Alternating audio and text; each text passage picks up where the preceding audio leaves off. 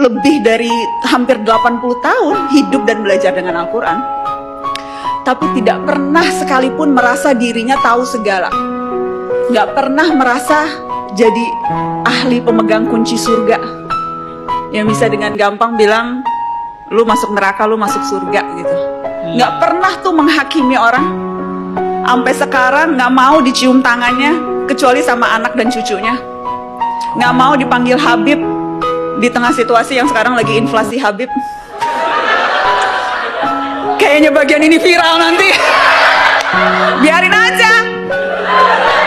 Habib itu artinya orang yang dicintai dan mencintai. Itu artinya Habib. Jadi nggak cukup kalau lu hanya dicintai, dicium-cium tangannya, diluk-lukan. Lu juga harus, hati lu tuh harus penuh cinta, nggak punya kedengkian, harus selalu rahmat, harus selalu terbuka pada perbedaan. Itu. Selamat malam Kang Deddy. Selamat malam, Sampurasun. Terima kasih sudah hadir. Politisi karir, pernah di DPRD, 2 kali jadi bupati, di Golkar juga pegang kekuasaan. Apa kira-kira yang akan beda nanti di Senayan dengan pengalaman karir politik yang sudah panjang? Ya, yang beda di Senayan adalah persiapan diri saya menghadapi sebuah dunia yang tidak saya alami. Yaitu dunia ruangan yang AC-nya katanya sangat dingin. Karena saya selama ini bekerja di lapangan, rumah saya tidak pakai AC, ruang kerja saya tidak pakai AC.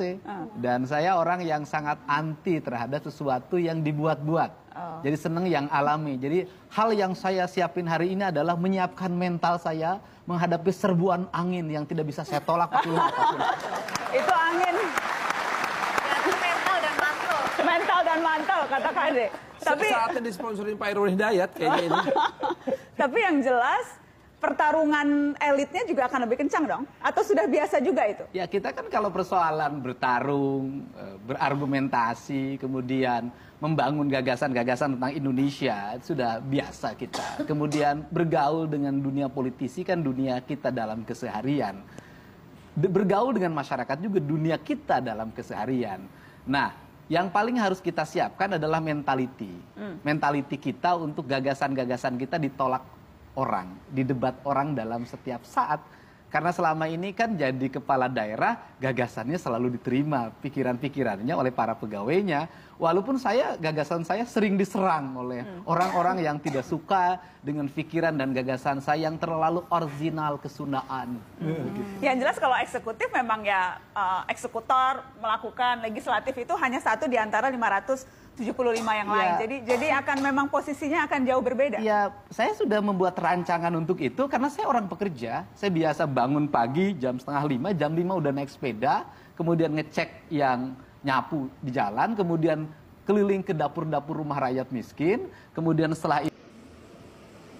Maka untuk itu tadi saya berpesan, ini bukan forum balapan Formula E. Ini bukan forum liga. Ini adalah forum spiritualitas. Tidak penting menjadi juara umum, tidak penting. Tidak penting menjadi juara pertama, kedua, ketiga, tidak penting. Tetapi yang lebih penting dari itu adalah Al-Quran masuk dalam cahaya ketua penyelenggara, sehingga ketua penyelenggaranya menjadi adil dalam tindakannya. Al-Quran masuk dalam cahayanya gubernur Jawa Barat, sehingga gubernur Jawa Barat bertindak adil dalam kebijakan-kebijakannya. Cahaya Al-Quran masuk ke relung hatinya bupati, maka tindakannya menjadi adil. Dari gerakan membaca Al-Quran ini, maka terbebaslah orang-orang miskin, terbebaslah anak-anak yatim, terbangunlah peradaban hidup yang silih asa, silih asi, silih asu. Maka disitulah Al-Quran menjadi cahaya. Karena Al-Quran menjadi cahaya, maka Al-Quran bercahaya. Karena Al-Quran bercahaya, maka cahayanya terhampar. Maka Al-Quran tidak hanya dipahami tulisan yang ada dalam mushaf, yang kita lombakan, yang kita pertahankan, yang kita cium ketika ingin membacanya, yang kita simpan di atas kepala kita, yang kita simpan di rekal, dan ketika kita tidak berwudu maka tidak berani menyentuhnya, kayak saya NU. Tidak berani menyentuhnya. Tetapi di balik itu kita memahami Gunung-gunung itu adalah hamparan Al-Quran. Sungai Citarum itu adalah hamparan Al-Quran. Sawah-sawah yang terhampar adalah hamparan Al-Quran. Matahari adalah hamparan Al-Quran. Bulan adalah hamparan Al-Quran. Bintang adalah hamparan Al-Quran. Seluruh yang ada, makrokosmos dan mikrokosmos adalah hamparan Al-Quran. Dan semuanya mereka bertasbih kepada Allah, yang dalam setiap waktu dia berucap Subhanallah walhamdulillah wala ilaha illallah. Kalau sudah seperti itu, maka surau-surau itu menjadi lentera penggerak.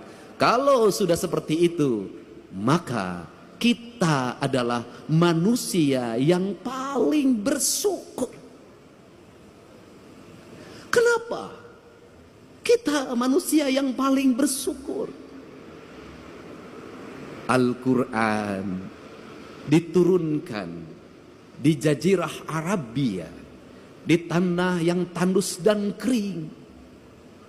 Itu dibawa lewat pendekatan budaya, tanpa kekerasan, tanpa peperangan. Bercerita tentang kisah Ramayana, bercerita tentang kisah Mahabharata, bercerita tentang kisah Pandawa. Ada dalam sosok Dharma Kusuma. Maka dicanangkanlah yang disebut dengan 2 kalimat sabda. 2 kalimat sabda itu disebutnya layang damus kalimus syada, yaitu yang diletakkan pada pikiran seorang pemimpin sebagai nilai ajaran. Nilai ajaran itu melahirkan Pandawa 5, yaitu Dharma Kusuma, Bima, Arjuna, Nakula, dan Sadewa. Lahirlah gerakan politik kebudayaan para wali, mengenalkan agama Islam lewat pendekatan kebudayaan. Lahir simbol-simbol silib, sindir, sindang, siloka, sasmita. Kenapa? Karena dia berhadapan dengan masyarakat Sunda, masyarakat Nusantara yang tidak terbiasa dengan bahasa kasar. Dia terbiasa dengan bahasa simbol, bahasa makna. Karena dia terbiasa bahasa simbol, bahasa makna, maka masuk dalam ajaran, dalam pembelajaran. Quran pun disampaikan dalam pembelajaran dan ajaran. Kemudian rasa hormatnya ditinggikan. Quran diletakkan pada sebuah derajat yang sangat tinggi. Diletakkan dalam lingkungan peradaban sederhana pedesaan. Lahirlah di kita. Apa keuntungan kita? Keuntungan kita lebih dari orang Arab. Keuntungan kita lebih daripada Jazirah Timur Tengah. Kenapa keuntungannya? Kita mendapat 2. 1, kita mendapat Al-Quran sebagai sebuah produk nilai ilahiyah yang memiliki nilai estetika yang sangat tinggi. Tetapi juga kita dilahirkan pada sebuah alam pasundan yang sangat indah. Ketika Quran bercerita tentang air yang jernih di surga, ketika Quran bercerita tentang hamparan gunung yang indah di surga, ketika Quran bercerita tentang buah-buahan yang nanti ada di surga, seluruh cerita-cerita itu sebenarnya adalah realita hidup yang kita dapati. Itulah Ciwidey, itulah Cipanas, itulah Pangalengan. Itu realitas dunianya. Untuk itu, karena kita sudah diberi peradaban surga yang nanti akan kita sampai surga keabadian, maka pesan saya, kalau mencintai Al-Quran, rawatlah Cipanas sebagai simbol surga kesucian.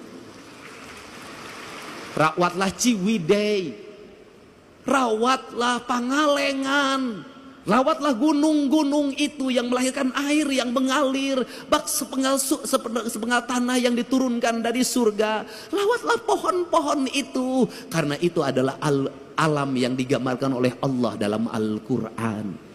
Jangan terbalik. Satu sisi kita sangat memaknai Al-Quran dan menghormati Al-Quran sebagai ayat yang tertulis. Tapi di sisi lain tangan kita merusak alam. Padahal itu adalah ayat yang tidak tertulis.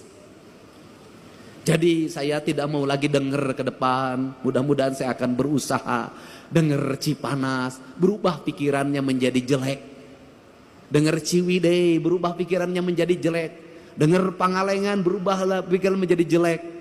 Saya ingin ketika mendengar itu, maka denyut nadi kita berkata, ya Allah, ku dapatkan surga di tanah Sunda. Suatu saat surga itu tetap akan terjaga sampai aku bertemu denganmu di alam surga keabadian. Kemaha indah. Untuk itu saya mengucapkan terima kasih. Pada hari ini kita bersama-sama memaknai makna-makna Al-Quran, memasukkan Al-Quran dalam relung batin kita sebagai bentuk cahaya atau nur yang menuntun kita dalam indera alam bawah sadar kita. Karena indera alam bawah sadar itu pada akhirnya akan senantiasa menjadi petunjuk, dan petunjuk itu akan lahir bagi orang-orang yang menjaga rasa dan cintanya. Karena petunjuk hanya akan lahir pada orang-orang yang memiliki kelembutan hati, kedamaian jiwa, dan ketenangan relung diri. Maka peliharalah Al-Quran, simpanlah dia di relung hati kita, dalam isi denyut jantung kita, sehingga hidup kita senantiasa mendapat petunjuk. Dengan kalimat kata orang Sunda, memahami Allah dalam orang Sunda, pahamilah dari sisi Rahman dan Rahimnya saja sudah cukup. Insya Allah akan hidup tenang, tentram, dan bahagia, walaupun tetap menjadi duda. Saya ucapkan terima kasih. Mudah-mudahan pertemuan ini menjadi pertemuan kebahagiaan, kemuliaan. Dengan mengucapkan Bismillahirrahmanirrahim, Musyabaqah Tilawatil Quran dan Hadis tingkat Provinsi Jawa Barat pada hari ini, hari Ahad, tanggal 15 Juni 2025, dengan resmi saya nyatakan dibuka.